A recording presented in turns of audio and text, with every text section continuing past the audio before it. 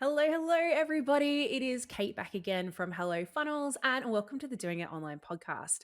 Now, today I've got another quickie for you, and this is for anyone who, like me, has found themselves to be back in a place of being a little too addicted to their phone. I know it kind of goes in cycles, or it does for me anyway. And I sort of always have these moments. It's almost like sugar, right? It's so addictive. And you realize that you're doom scrolling, that you kind of look up and it's been 45 minutes and you just feel stupider and like you're wasting your life. So today we're going to talk about three simple hacks, simple tricks that you can use to actually get you off your phone, get you back and present in your real life. And I hope you're going to love it. So let's dive right on in.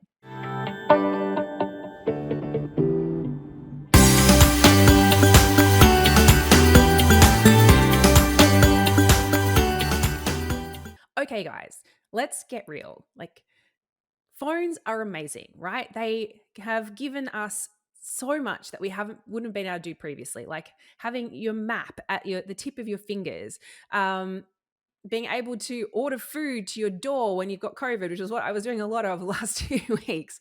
Like they're really, really amazing tools, but they also have created something that no other generation has ever had to deal with before, and that is phone addiction. And it's real, and I don't think anybody enjoys spending hours on TikTok. You might log in and go, oh, I'll just have a look around for a few minutes, and then you look up and you're like, where did the time go? Where did my life go? And it's quite scary. I don't know how many people have actually ever looked at inside the stats on your screen usage. It's terrifying. And I don't actually feel like I use mine all that much in comparison to, because I try not to have it on while I'm working, and, I don't have it when the kids are around. It's more just sort of those couple of hours between dinner and bed.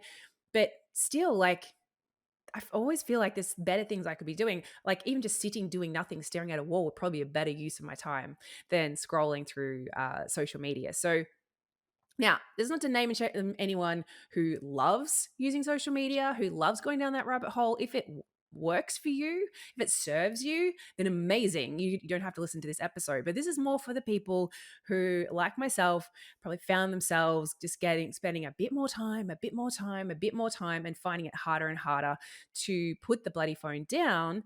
And so I found three little things that you can do. Two are free, one is paid, that I've been doing that I've found really, really useful. So the first one that I tried is to actually put your phone on Grayscale. So I don't know if, and I'll see if this is actually going to work. We'll put a proper little thing out. But you can see here, it's gray, it's black and white. And that's a very, very simple thing you can do. You just go into your accessibility settings. So you go accessibility settings, then it says display and text size, which you wouldn't think is what it would say when it's talking about color. But yeah, display and text size, and then color filters. And you enable color filters. So you turn that on. And one of the options is Grayscale. And so that just means your entire phone is black and white. And apparently there's real science behind it, that because it's not brightly colored and it sort of just makes everything a little bit less interesting, like even watching TikTok and stuff in black and white all of a sudden becomes a little less addictive. So you just naturally want to, you stay on your phone for a less amount of time. You naturally don't want to pick it up as often. I was doing this for a couple of weeks. It was working really well. But the thing that really meant that I didn't stick with this particular tip was that I am a Wordle addict, and you can't play Wordle in black and white because you can't see which colors, which letters are what colors. Well, you can sort of, but it ruined it. So I had to then go, all right, well, I need a new option. Like, this is good, but this is, Wordle is my deal breaker. So we're now going to go and find something else. And then, as always happens with these things, I started getting retargeted by this app called Opal. I mean, there's lots of different ones out there. The Opal one, I liked the look of. It's definitely not the cheapest. There are probably cheaper ones out there, but it's one of those sort of, you set up different times and stuff to restrict access. Now, I know that you can, within the sort of the default settings, you can do some restrictions, but they were never that like firmly enforced. I've done that before as well, and I was always pretty easily able to get around it. So the Opal one is a bit more of a hard block. I'm sure if you were really desperate, you could go in and get around it as well. one of the terrifying things about when you first sign up for Opal, and I'm not an affiliate or anything, this is not paid, this is just literally just something I've used and found useful, is it goes through and it does look at your screen usage, and it comes up and it tells you how many days and weeks and the year you're spending on social media. And that was a pretty big slap across it. Like that was a bit of a wake up call when that number came up. And then you become much more dedicated to trying to get that number down. So I found that really useful. The other thing that's really cool about Opal is that you can, it's got different levels of blocking. So like throughout the day while I'm working, I've got a sort of a schedule set up, and I forget exactly what it calls it, but basically it means that if you need to, for example, if I need to for work, be able to get in and check something on Instagram, I can, but I have to wait.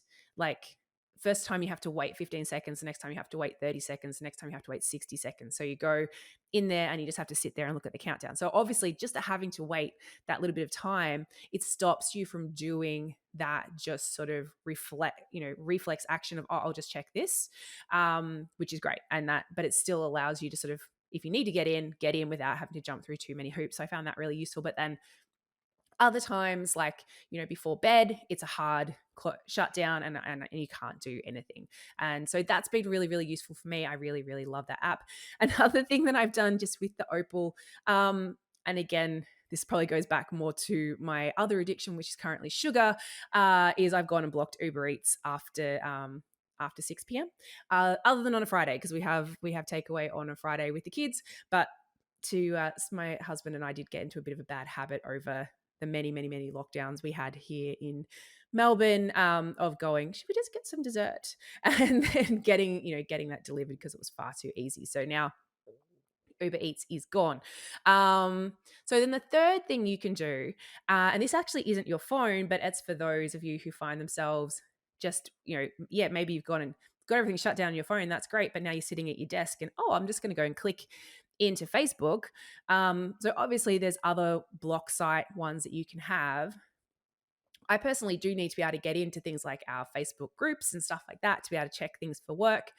So I don't want the whole thing to be shut down on my desktop. But there is a Chrome extension called Kill the Newsfeed.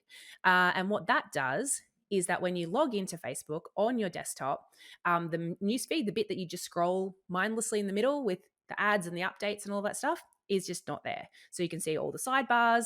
You can click into groups and see everything like normal. You could go into Marketplace or any of the other things, but the actual newsfeed is hidden.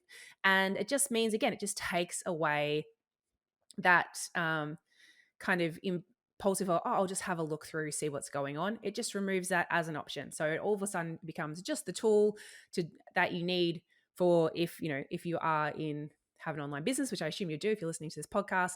And it just means you can get in, do what you need to do. You don't disappear down the rabbit hole. Like maybe you are in some programs that have, Facebook groups as support. You want to be able to jump in, ask some questions or check in on some answers. You don't want to then get distracted for 20 minutes by seeing what your parents or grandparents have shared on Facebook today. So another really, really useful tool. Again, it's totally free.